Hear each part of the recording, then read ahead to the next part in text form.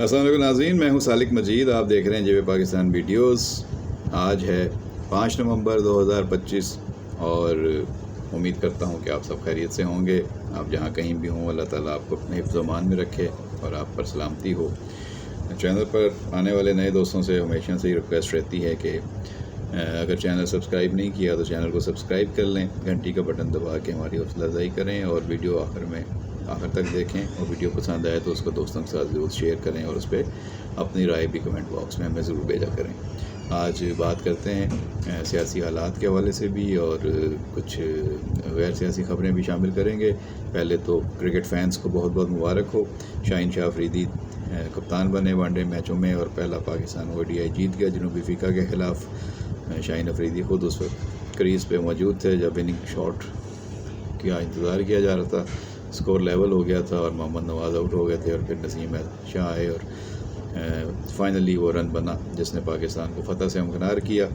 और रिजवान और सलमान की जोड़ी ने अच्छी परफॉर्मेंस दी, दोनों ने 50 बनाई और सलमान 62 रन और रिजवान 55 रन की इनिंग खेल कर आउट हुए। पाकिस्तान को इस शानदार कामयाबी दिलाने में उनका किरदार रहा, दोनों का, सलमान का और रिजवान का, और बाकी खिलाड़ियों ने भी अपना अपना हिस्सा डाला।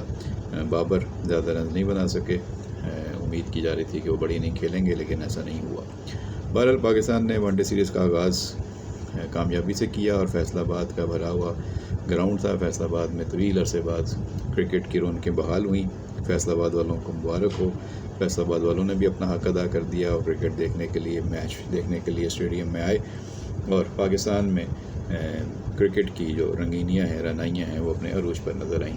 अच्छा जी, ख़बरों की तरफ बढ़ते हैं। कराची यूनिवर्सिटी के तलबा ने वर्ल्ड सुनामी अवेयरनेस डे के मौके पर आइलैंड में 2000 मैंग्रोव्स के पौधे लगाए हैं। ये अच्छी खबर है। इस तरह का काम अगर हमारे स्टूडेंट्स करेंगे तो उनके देखा देखी और भी लोगों को इसमें इंस्पिरेशन मिलेगी। पौधे लगाने चाहिए, हरियाली के लिए कोशिश करनी चाहिए। कराची यूनिवर्सिटी के तलबा को मैं मुबारकबाद पेश करता हूँ कि उन्होंने 2000 मैंग्रोव्स के पौधे लगाए हैं कराची के साहिल के करीब, और ये एक माहौल दोस्त मुहिम है जिसमें सबको बढ़ चढ़ कर हिस्सा लेना चाहिए। कराची यूनिवर्सिटी के जो वाइस चांसलर हैं खालिद इराकी साहब, उनकी सरबराही में यूनिवर्सिटी मुख्तलिफ अच्छे इवेंट्स करती रहती है, प्रोग्राम भी होते हैं और सबसे ज़्यादा मुतहरिक और फ़ाल यूनिवर्सिटी के तौर पे कराची यूनिवर्सिटी में नज़र आती है। और अब वो मुख्तलिफ इदारों के साथ, मुख्तलिफ तंजीमों के साथ मिल के बहुत अच्छे काम कर रहे हैं। उसी सिलसिले का ये एक काम है। ये मनसूबा पायदार तरक्की के अहदाफ SDGs के 13वें नुक्ते यानी कि माहौलियाती इक़दाम और 14वें नुक्ते यानी कि पानी के नीचे ज़िंदगी और 15वां नुक्ता यानी कि ज़मीन पर ज़िंदगी की हिमायत करता है।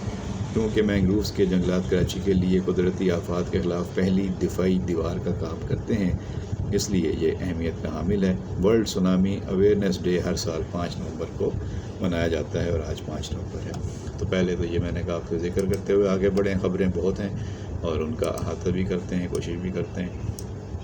न्यूयॉर्क से सबसे बड़ी ख़बर इस वक्त जो है वो वर्ल्ड न्यूज़ के तौर पे जो है देखी जा रही है, जहाँ एक मुसलमान ज़ोहरान ममदानी ने न्यूयॉर्क के मेयर का इलेक्शन जीत कर नई तारीख रकम कर दी है। 34 साला ज़ोहरान ममदानी वाकई इस दौड़ में फ़ेवरेट थे और उन्होंने इलेक्शन जीतने के बाद अपने खिताब में कहा है कि न्यूयॉर्क के अवाम ने साबित कर दिया है कि ताकत उनके हाथ में है।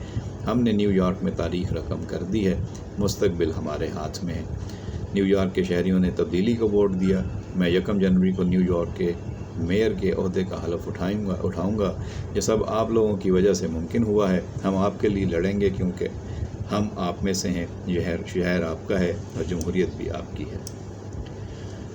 हम लीडरशिप के नए दौर में दाखिल हो गए हैं। 1000 से ज़ायद रज़ाकारों के मुहिम में हिस्सा लेने पर उनका शुक्रगुजार हूँ।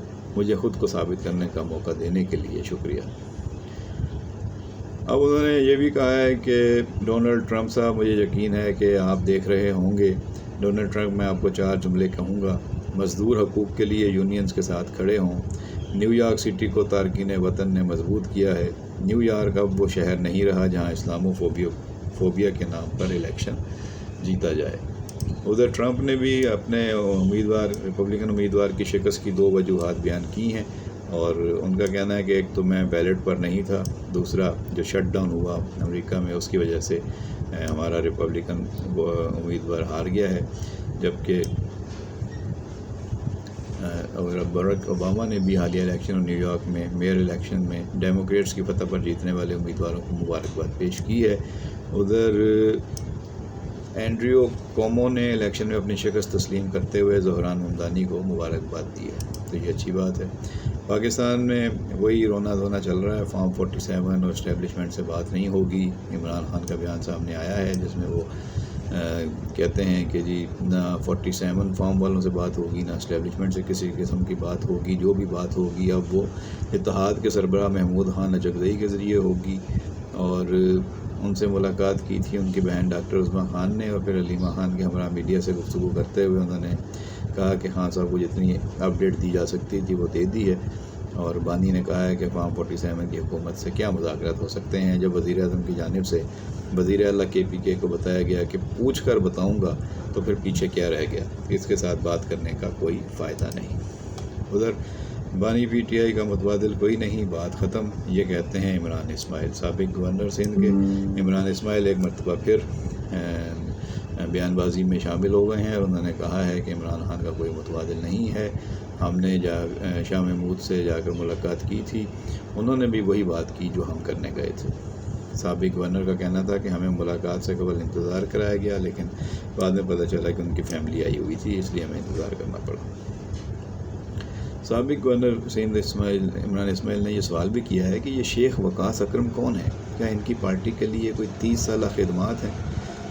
شیخ وقاص اکرم جیسے لوگ خود خیبر پختونخوا میں چھپے ہوئے ہیں اور دوسرے لوگوں کو باہر نکلنے کا کہتے ہیں۔ عمران اسماعیل نے کہا کہ آج بھی PTI کے سینئر لوگوں سے ملاقات ہوئی، سب جانتے ہیں کہ درجہ حرارت میں کمی آنی چاہیے، اگر بانی PTI تیار ہو جاتے ہیں تو پھر ہمیں دوسری طرف بھی بات کریں۔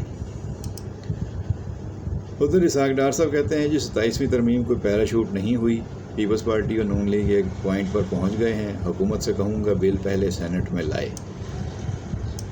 ایوان بالا میں اپوزیشن کے رکن سینیٹر علی ظفر نے 27ویں آئینی ترمیم لانے کو خطرناک قرار دیتے ہوئے کہا ہے کہ حکومت 1973 کے آئین کا چہرہ مسخ کر رہی ہے، حکومت خاموش ہے، ان کو آئینی ترمیم کا پتہ ہی نہیں، یہ کہیں اور سے آ رہی ہے۔ جبکہ نائب وزیر اعظم و وزیر خارجہ اسحاق ڈار نے واضح کیا ہے کہ حکومت آئینی ترمیم لا رہی ہے اور لائے گی، پیپلز پارٹی اور ہم ایک پوائنٹ پر پہنچے ہیں اور اب دیگر اتحادیوں کو لائیں گے۔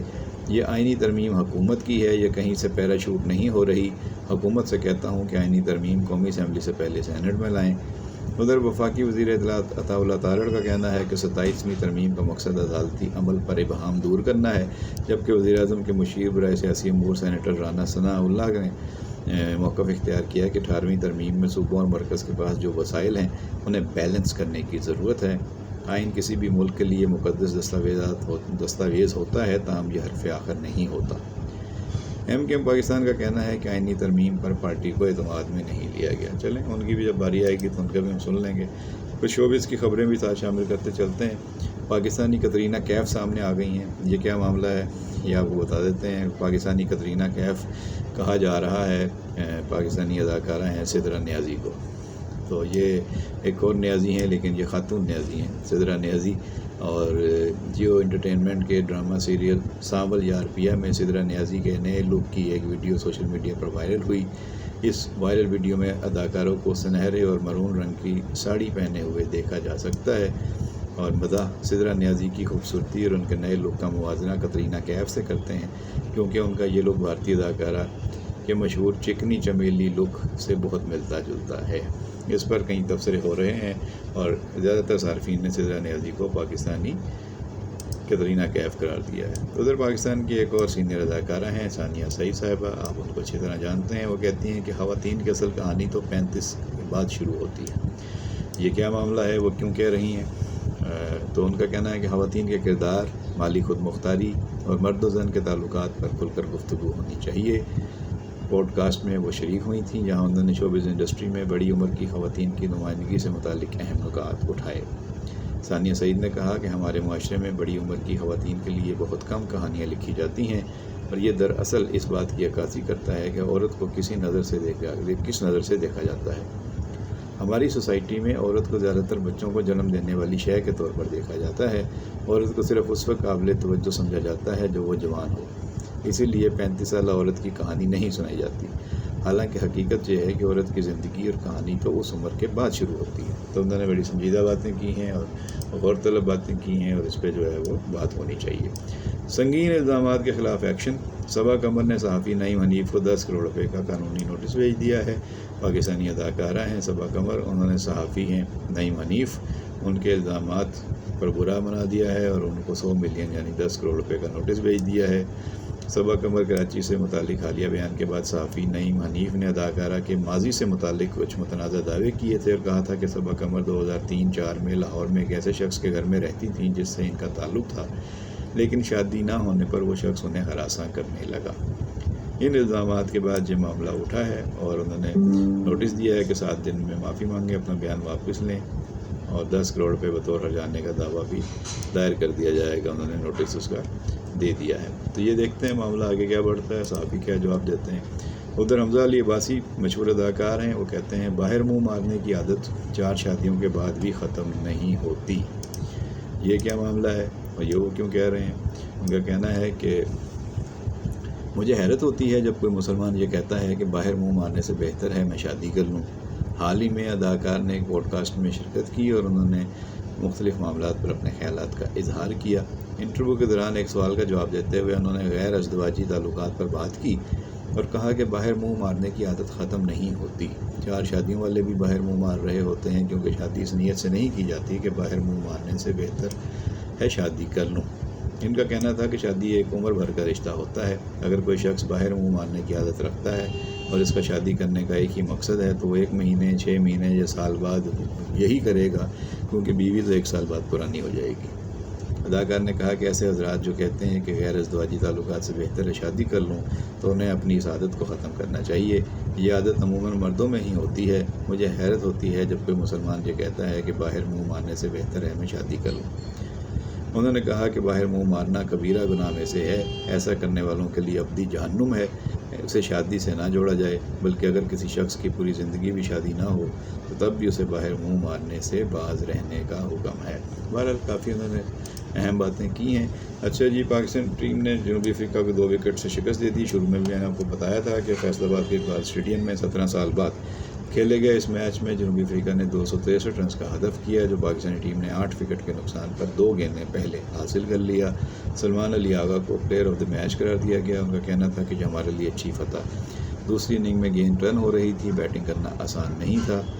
سلمان علی آغا نے 62، رضوان نے 55 اور دیگر کھلاڑیوں میں فخر زمان نے 45، سائم ایوب نے 39، حسن طلعت نے 22، محمد نواز 9، بابر اعظم 7 اور حسن نواز 1 رن بنا سکے۔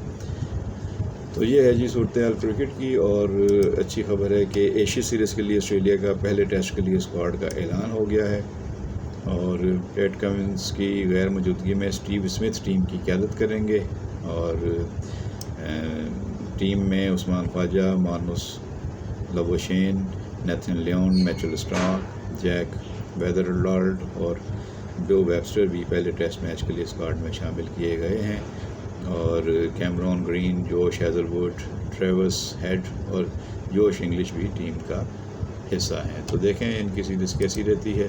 ادھر حکومت پاکستان کی طرف سے جو ہے وہ وزیر خزانہ کے ذریعے ایک اعلان سامنے آیا ہے کہ 24 سرکاری ادارے بیچنے کا فیصلہ کیا گیا ہے، اور فیوچر سمٹ سے وہ خطاب کر رہے تھے محمد اورنگزیب صاحب، پاکستان کے وفاقی وزیر خزانہ، اور ان کا کہنا ہے کہ حکومت نے 24 سرکاری ادارے بیچنے کا فیصلہ کیا ہے۔ PIA کی نجکاری اس سال سے پہلے مکمل ہو جائے گی۔ تو یہ ہے جی ان کی دھماکے دار خبر کاروباری حلقوں کے لیے۔ ادھر کراچی میں 2 روزہ انٹرنیشنل میری ٹائم کانفرنس ایکسپو سینٹر میں شروع ہو چکی ہے۔ اس میں کافی بڑی تعداد میں لوگ شریک ہیں اور بڑے اسٹال ہیں اور دنیا سے کافی لوگ آئے ہوئے ہیں، تو یہ اچھی چیز ہے۔ سندھ سے خبر ہے کہ 4 وزراء سے پرو چانسلر کا عہدہ واپس لے لیا گیا ہے، اور صوبائی وزیر جو ہیں ہائر ایجوکیشن کے، یونیورسٹی اینڈ بورڈز کے، اسماعیل راؤ صاحب، ان کو مضبوط کیا گیا ہے، انہیں پرو چانسلر کا عہدہ انہیں واپس کر دیا گیا ہے۔ اس سے پہلے یہ ہوا تھا کہ سندھ میں جو وزیر تعلیم تھے سردار علی شاہ، وزیر آبپاشی جام خان شورو، صوبائی وزیر داخلہ قانون ضیاء الحسن لنجار اور صوبائی وزیر صحت عذرا فضل بیچو، انہیں پرو چانسلر بنایا گیا تھا مختلف یونیورسٹیوں میں، جب یہ چارج وزیر اعلیٰ کے پاس تھا۔ اس وقت وزیر نہیں تھا، اب وزیر آ گیا تو یہ جو نوٹیفیکیشن ہے یہ واپس کر لیا گیا ہے، اور اب جو ہے وہ جو نوٹیفیکیشن جاری ہوا ہے اس کے مطابق اب صوبائی وزیر اسماعیل راہو ہی تمام سرکاری جامعات کے پرو چانسلر ہوں گے۔ اس سے قبل جو نوٹیفیکیشن جاری ہوا تھا وہ 3 اگست کو ہوا تھا۔ اچھا، اب اس میں جو ہے وہ انجینئرنگ یونیورسٹی بھی ہے، میڈیکل یونیورسٹی بھی ہے، لاء یونیورسٹی بھی ہے اور جنرل یونیورسٹی بھی ہے، تو سب کے جو پرو چانسلر ہوں گے وہ اسماعیل راہو صاحب ہوں گے۔ البتہ ایکٹ کے مطابق میٹروپولیٹن یونیورسٹی کراچی کے پرو چانسلر میئر کراچی ہی رہیں گے، وہ مطلب مرتضیٰ وہاب صاحب ہیں تو وہ بھی ان کے پاس ہی رہے گا معاملہ۔ ادھر ایچ ای سی کے ایگزیکٹو ڈائریکٹر کی تقرری کا عمل آخری مرحلے میں داخل ہو گیا ہے۔ یہ بتانا ہے سینئر صحافی سید محمد عسکری صاحب کا، انہوں نے اپنی رپورٹ میں بتایا ہے کہ ایڈ ہاک انتظامیہ کی جانب سے ہائر ایجوکیشن کمیشن کے نئے ایگزیکٹو ڈائریکٹر ED کی تقرری کا عمل آخری مرحلے میں داخل ہو گیا ہے۔ سلیکشن کمیٹی نے انٹرویو راؤنڈ مکمل کرنے کے بعد شارٹ لسٹ کیے گئے امیدواروں کے نام سیکیورٹی کلیئرنس کے لیے ایجنسیوں کو بھیج دیے ہیں۔ وفاقی وزارت تعلیم کے ذرائع کے مطابق 15 امیدواروں میں سے 4 شارٹ لسٹ کیے گئے امیدواروں میں سرگودا یونیورسٹی کے وائس چانسلر ڈاکٹر کیسر عباس، اروڑ یونیورسٹی کے وائس چانسلر ڈاکٹر زاہد علی کھنڈ، سابق چیئرمین سائنس فاؤنڈیشن ڈاکٹر شاہد علی بیگ اور خیبر میڈیکل یونیورسٹی کے وائس چانسلر ڈاکٹر ضیاء الحق شامل ہیں۔ تو یہ دیکھتے ہیں آگے جا کے کیا صورتحال بنتی ہے۔ یہ خبر بڑی توجہ کی حامل ہے کہ کراچی ایئرپورٹ پر پنجاب سے تعلق رکھنے والے مسافروں کو آف لوڈ کرنا شروع کر دیا گیا ہے۔ سینئر صحافی ہیں اسد ابن حسن صاحب، انہوں نے اپنی رپورٹ میں بتایا ہے کہ کراچی ایئرپورٹ پر پنجاب سے تعلق رکھنے والے مسافروں کی آف لوڈنگ کا سلسلہ تیز ہو گیا ہے۔ 700 مسافروں کو عمرہ، دبئی اور شام کے اصلی ویزوں کے باوجود آف لوڈ کر دیا گیا۔ ایئر لائن سخت پریشانی کا شکار ہیں۔ وزارت اوورسیز پاکستانی نے بھی وضاحت طلب کر لی ہے۔ ان کا کہنا ہے کہ ڈائریکٹر FIA کراچی منتظر مہدی کے زبانی احکامات پر deputy director immigration Karachi airport Azhar Javed نے واٹس ایپ پر تمام شفٹ انچارجز کو ایک حیران کن حکم 3 یوم قبل جاری کیا۔ حکم نامے میں یہ کہا گیا کہ پنجاب کے کسی بھی شہر کے وہ مسافر جو پہلی مرتبہ عمرے پر یا دبئی اور شام جا رہے ہوں اور جن کے پاس پروٹیکٹر بھی ہوں ان کو آف لوڈ کر دیا جائے۔ یہ عجیب و غریب خبر ہے، بہرحال یہ بتانا ضروری تھا کہ 700 لوگوں کے ساتھ ایسا ہوا ہے، اور یہ کیوں ہوا ہے یہ تو وہی بتائیں گے۔ اس کی تفصیل FIA ہی بتا سکتی ہے اور آف لوڈ کرنے والی اتھارٹیز ہی بتا سکتی ہیں، لیکن یہ معاملہ آگے جا کے اٹھ سکتا ہے اور اس پہ جو ہے وہ چیزیں آگے بڑھ سکتی ہیں، تو میں نے کہا آپ کو بتا دیں۔ اچھا جی، PSL سیزن 11 اپریل مئی میں کرانے پر اتفاق ہو گیا ہے۔ لاہور میں منعقد ہونے والے اجلاس میں PSL انتظامیہ اور تمام فرنچائز کے نمائندوں نے شرکت کی ہے، اور میڈیا رپورٹس کے مطابق اجلاس میں پلیئرز مینجمنٹ، ممکنہ شیڈیول، مقامات اور ونڈو کے حوالے سے تمام تجاویز پر تبادلہ خیال کیا گیا۔ اجلاس میں 2 نئی ٹیموں کی شمولیت پر ٹیم مالکان کو ممکنہ پلان شیئر کیا گیا۔ اس کے علاوہ ٹیم مالکان کو ٹائٹل اسپانسرشپ کے معاہدے پر بھی تفصیلی بریفنگ دی گئی۔ فالو اپ میٹنگز میں مزید امور پر تفصیلی گفتگو پر اتفاق کیا گیا، اور فرنچائز کو آئندہ ہفتے ویلیویشن کے بارے میں آگاہ کرنے کی یقین دہانی بھی کرا دی گئی ہے۔ تو دیکھیں اگلے مہینے کیا ہوتا ہے۔ سندھ میں اس وقت ڈینگی کے وار جاری ہیں، اور سندھ میں ڈینگی سے مزید 4 افراد جاں بحق ہو گئے ہیں۔ ڈان کی رپورٹ ہے، اور ایک دن میں 1200 نئے کیسز رپورٹ ہوئے ہیں۔ ڈان کی رپورٹر فائزہ الیاس نے اپنی رپورٹ میں بتایا ہے کہ ڈینگی بخار کی صورتحال دن بدن تیزی سے بگڑتی جا رہی ہے۔ محکمہ صحت نے منگل کو مزید 4 مریضوں کی موت کی تصدیق کر دی ہے۔ خطرناک صورتحال ہے، اپنے آپ کو ڈینگی سے بچائیں اور احتیاطی تدابیر اختیار کریں۔ یہ تھی اب تک کی اپڈیٹس، تو اب اجازت چاہتا ہوں، اپنا خیال رکھیے گا، بہت شکریہ۔